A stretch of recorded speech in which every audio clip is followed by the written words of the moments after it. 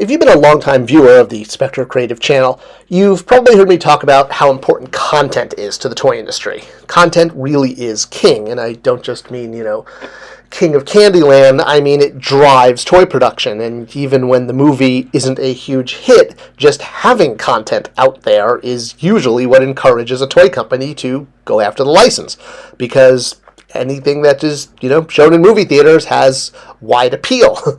And even if the movie is rated R, if the concept is basic enough and appealable enough, appeals to kids enough, it can still work as a toy line.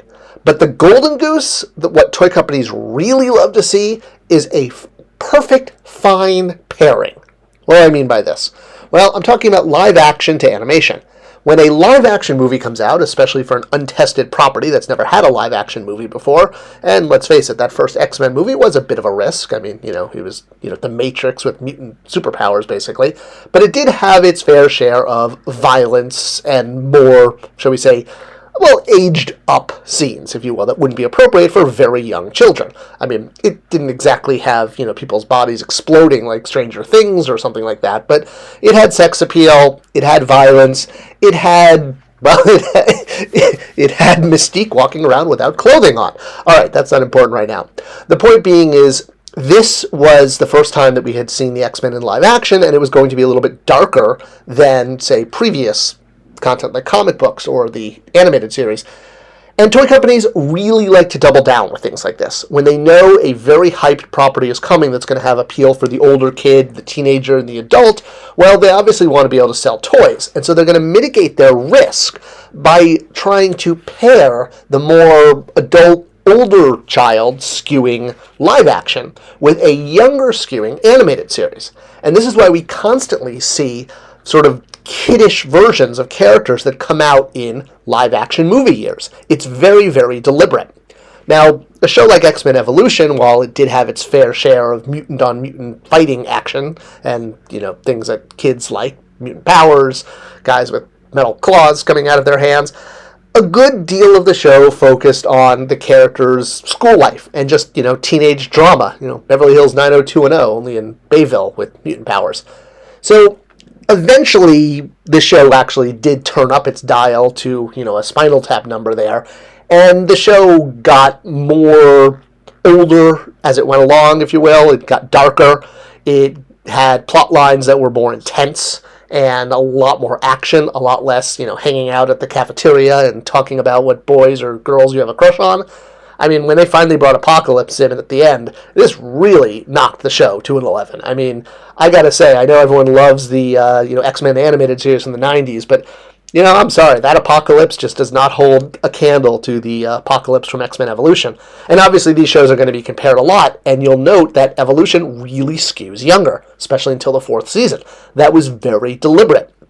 Another perfect example of this is when Warner Brothers did the Dark Knight trilogy. I guess that's what it's called, even though the first movie was Batman Beyond.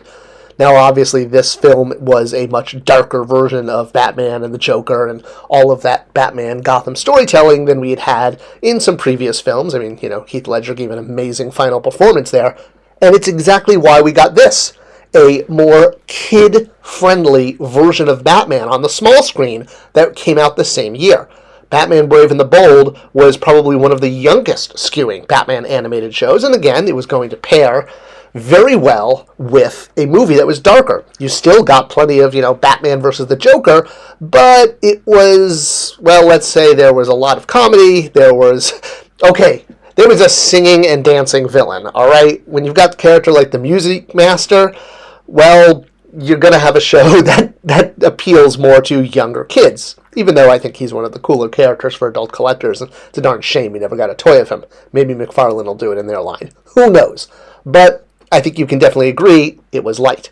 The same thing happened with Green Lantern. Like I said in the beginning, this movie got greenlit for a toy line immediately, and a big part of that was because there was an animated series that was going to follow up the movie that was going to be lighter.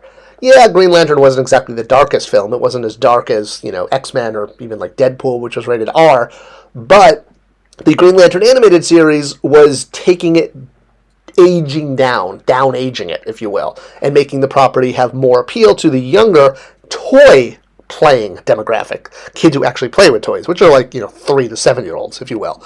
So the animated series, even though the movie, well, shall we say, underperformed at the box office, it was hoped that the animated series would continue the IP, and when we were at Mattel, we developed an entire toy line based on the animated series. But it never hit because the movie bombed, and then the animated series bombed. I think the only toys we ever got were Happy Meal toys.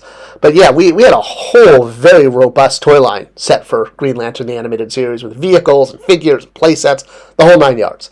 So this would have been the younger skewing version of the IP, and that's exactly how a pairing works. You have a younger skewing animated series with an older skewing live-action movie, and you have the perfect formula for success in the toy aisle, and it's what toy companies look for when they're signing up new IP. So what are your thoughts? Any other examples you've seen of a older skewing movie paired with a younger skewing animated series?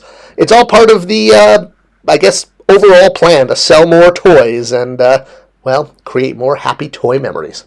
Thanks for sharing, thanks for watching, and I'll see you next time.